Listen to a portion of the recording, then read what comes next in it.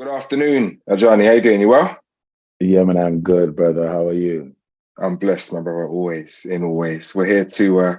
Well, let me bring it in like this because you wrote the web series in 2018. You had the pilot in 2019. You and I and Sebastian 20, Till caught up in 2021. And here we are in 2023. Dreaming Whilst Black, 6 episodes, BBC Three. It's here. It's no longer a dream, my brother. It's real. How do you feel? I know it's a blessing, and I'm super grateful as well. Like as much as I know I deserve to be here, it is still just, feelings of gratitude that I actually am here because not everything that is deserved is always given. So yeah, man, we give thanks. Talk to me about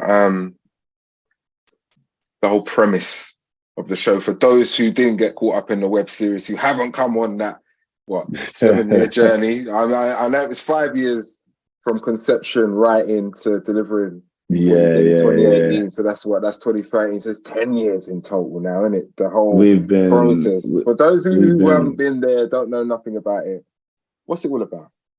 Yeah, so Dreaming Whilst Black is a comedy drama about a young Black British filmmaker who's trying to make it in the UK industry, but comes up against the harsh reality of what it means to try and succeed in this country. Why did you want to deliver this in the way that you've delivered it? I mean, short of the fact that we don't see narratives like this played out in the way they played out. Expand on that for me. I mean, I just feel like, to be honest, I grew up watching like American comedies, and even in my adulthood going into film school, I watched American comedies, and I wasn't used to seeing, I didn't see comedies like that here.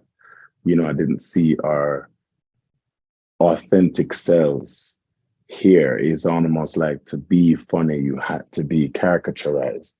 So I kind of just wanted to make something that I watched, really, which was reflective of what I saw across the pond.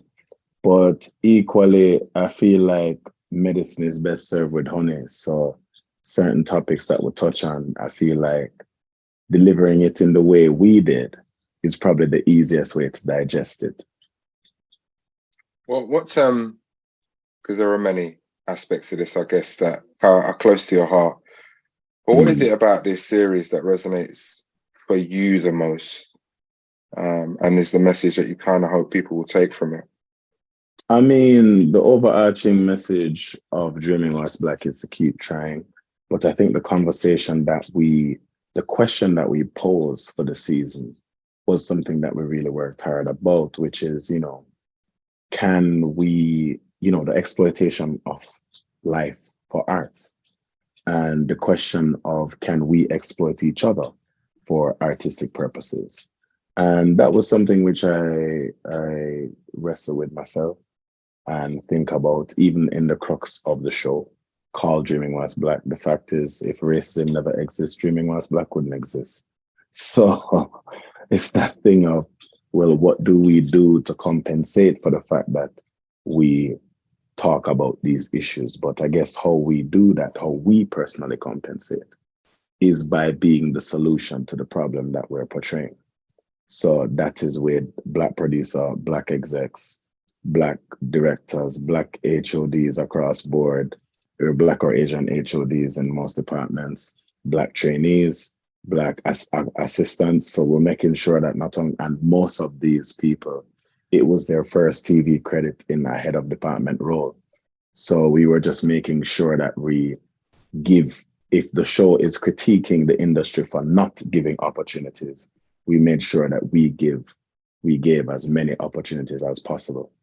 Like it was 2 first-time directors. It was our first-time DOP, first-time costume designer, like loads. So that was our way of being the solution to the problem which we're presenting. You are presenting me with a much calmer version of Adjani Salmon than the one that we spoke to. I spoke to a couple of years ago.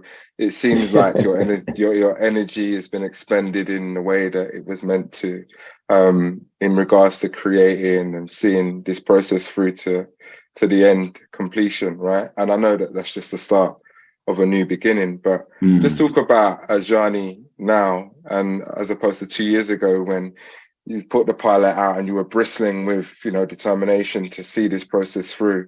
How have you grown personally in that period? Massively, and I guess more content in myself, and more confident in myself. And to be honest, thankfully, we've been given the opportunity to be ourselves.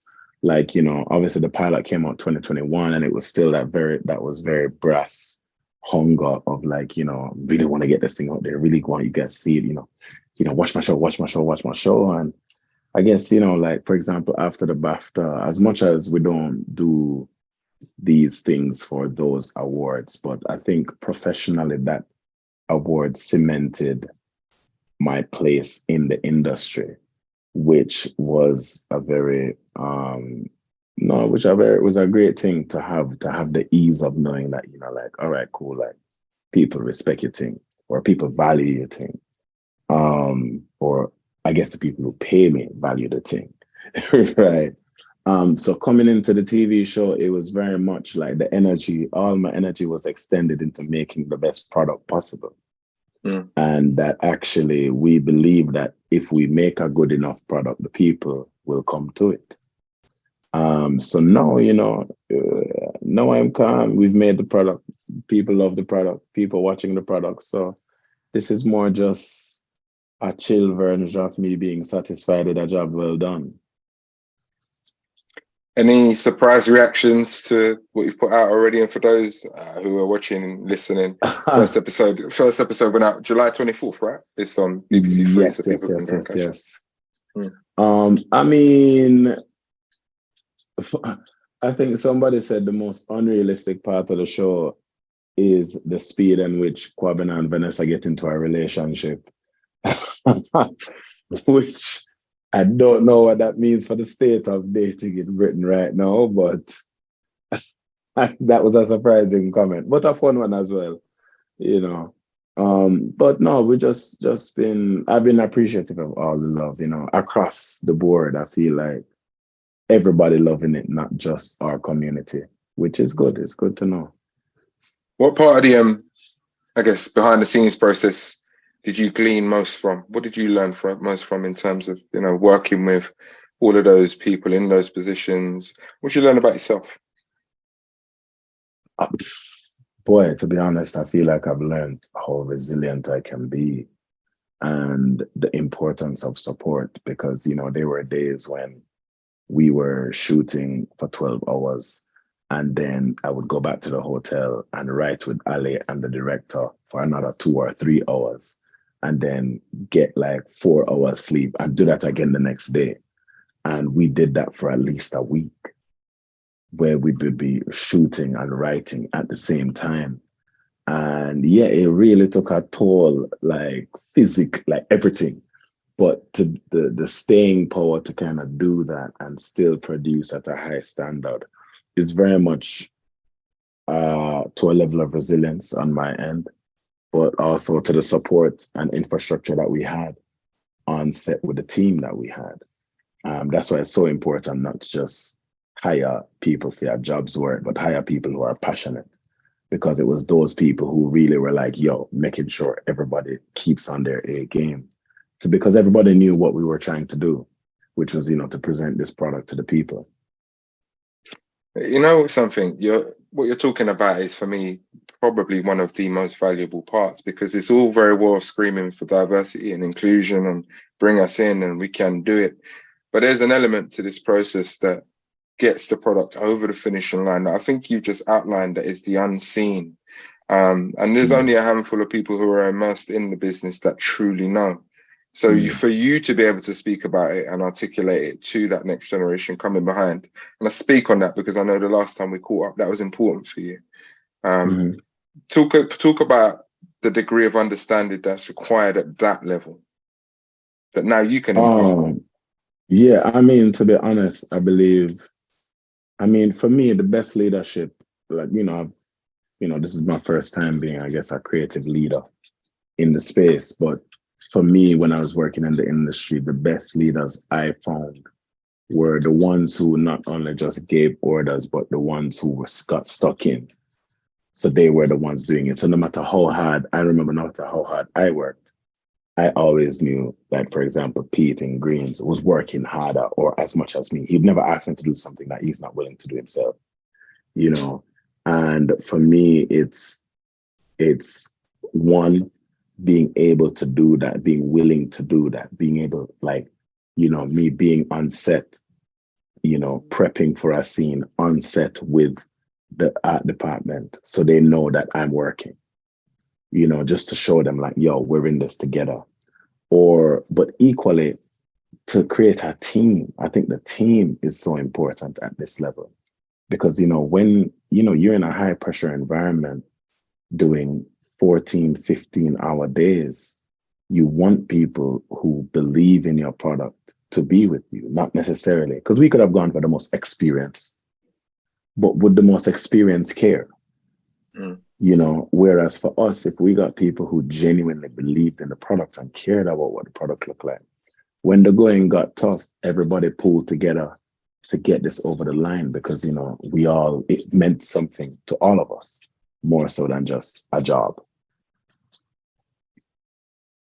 You are knee deep in the next 6 episodes, then I guess. I wish they're not green lighted yet. So is that an aspiration? Oh, for 100%. We have a lot to say.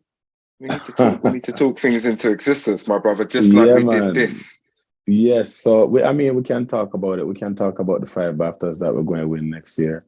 We can talk about season 2 and you cleaning up next year?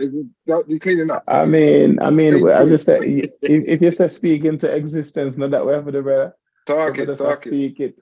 So what I'm saying, we'll have the clip. So, when God willing, the things happen, you can repost the clip and say, well, why the man say it, and the Father just deliver. So, but yeah, man, definitely season 2 and 3 for sure, and hopefully season 4. Well, good luck with all of that. You mentioned earlier in this interview that, if it weren't for racism, would you have had dreams whilst black? Yes, you would have, is the answer to that, because you would have been black and you would have had dreams. So boom, simple as. Yeah. Thank you. Good luck with all the dreams pushing forward, and Thank you. If there's anything else you want to touch on this before we part ways, now's your time. No. Just check it if you haven't seen it. Check it out on BBC 3 or BBC iPlayer, and share with a friend or a friend. As somebody said, it is actually for us, and I take great pride in receiving that compliment. Thanks for your time, Adjani. Appreciate you. Thank you. All right, and take care, brother.